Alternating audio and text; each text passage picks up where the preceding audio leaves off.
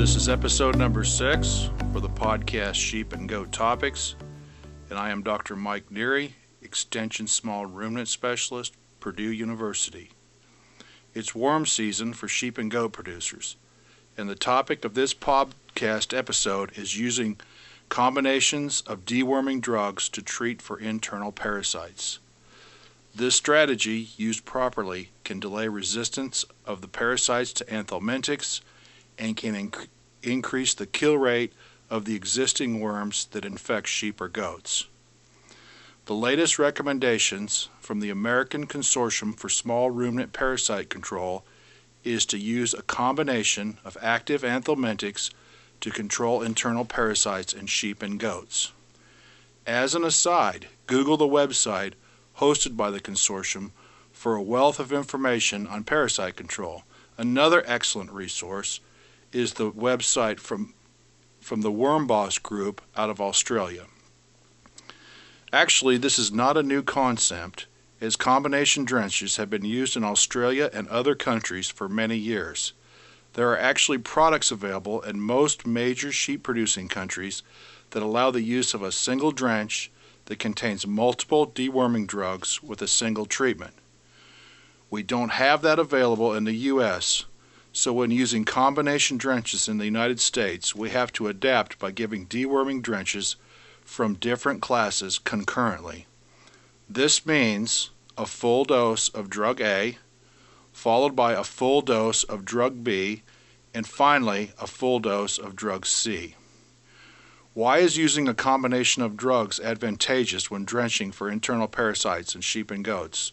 Well, there are two main reasons, and they are interrelated.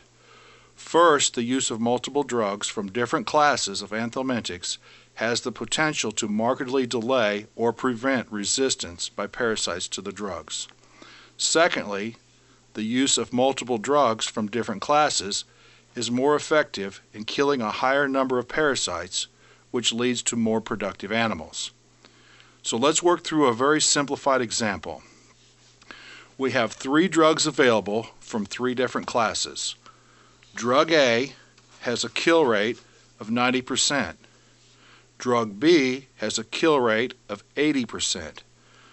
Drug C has a kill rate of 70%.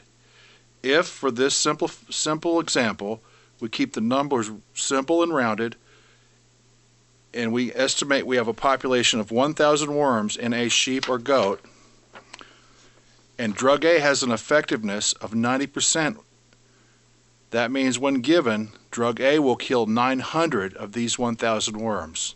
This leaves 100 worms alive in the animal. Drug B, with an effectiveness of 80%, will kill 80 of these remaining 100 worms. This leaves 20 worms. Finally, drug C, with an effectiveness of 70%, will kill 14 of the remaining 20 worms. This leaves 6 worms alive. The end result of using the combination treatment in this example is a kill rate of 99.5% of the worms. That is far superior to the 90% for A, the 80% for B, or certainly the 70% for C. This has the effect of dramatically diluting the number of worms in the population that are resistant to anthelmintics. The significance is there is a much lower number of worms in the population available to pass the resistant genetics on. Thus, a higher kill rate, more productive animals, and less resistance problems. The preceding was an example only, and certainly the numbers will vary on individual operations due to the initial level of efficacy of specific drugs. A farm with an efficacy of 3 drugs of 75%, 70%, and 60% will have much different numbers than the example we worked through. The efficacy of the individual drugs can be determined by either a drench rate test or the utilization of a fecal egg count reduction test. We don't have time in this podcast to address these techniques, perhaps in a future podcast. The websites I referenced earlier in the podcast have excellent descriptions of these techniques. All sheep and goat operations have some level of resistance issues to one or more classes of drugs, so it is a good idea to know the level of resistance and the efficacy of the drugs that will be used. It is important to continue to use best practices in anthelmintic use, the most important one being to avoid unneeded drug use. The more exposure the parasites have to dewormers, the more likely and the faster they develop resistance to these drugs. Use FOMACHA and body condition score to decide whether an animal needs drenching or not, particularly with classes of animals that are at lower risk for parasite infection. The questions and problems I've seen with producers adopting the combination drug strategy are mainly two problems. One, they just don't understand the different classes of anthelmintics. And two, to make things simple, they want to mix the drugs into one container so they only have to give one drench dose as they're working the animals. First, let's consider the different classes of deworming drugs fall into. In the U.S., there are only 3 classes of deworming drugs available. In other countries, there are 4 and even 5 distinct classes.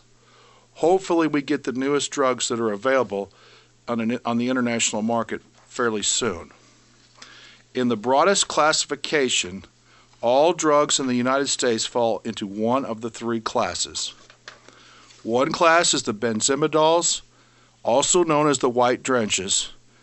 These include drugs from the fenbendazole family, which have the brand names of Panacur and Safeguard, and also include albendazole, which has the brand name of Valbazin.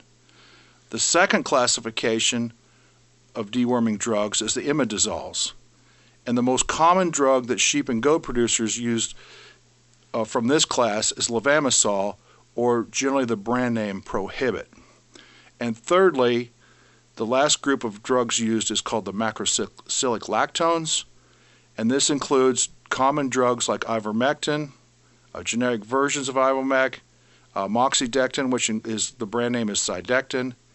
Moxidectin is also known as a persistent drug, which means it stays in the animal's system for a period of time. And generally, when using combination techniques, it is recommended to not use persistent drugs as part of the combination.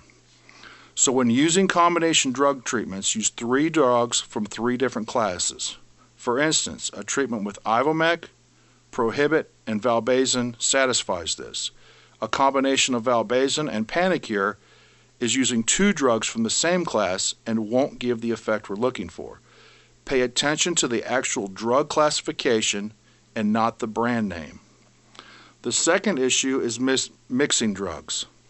Unfortunately, the drugs sold as standalone treatments can't be mixed accurately by the average producer and be effective. The end result of trying to mix the drugs will result in ineffective treatment and over and underdosing. The drugs should be given concurrently at the full dose recommended for each. This means you will either need 3 drench guns or syringes or run them through the chute 3 times.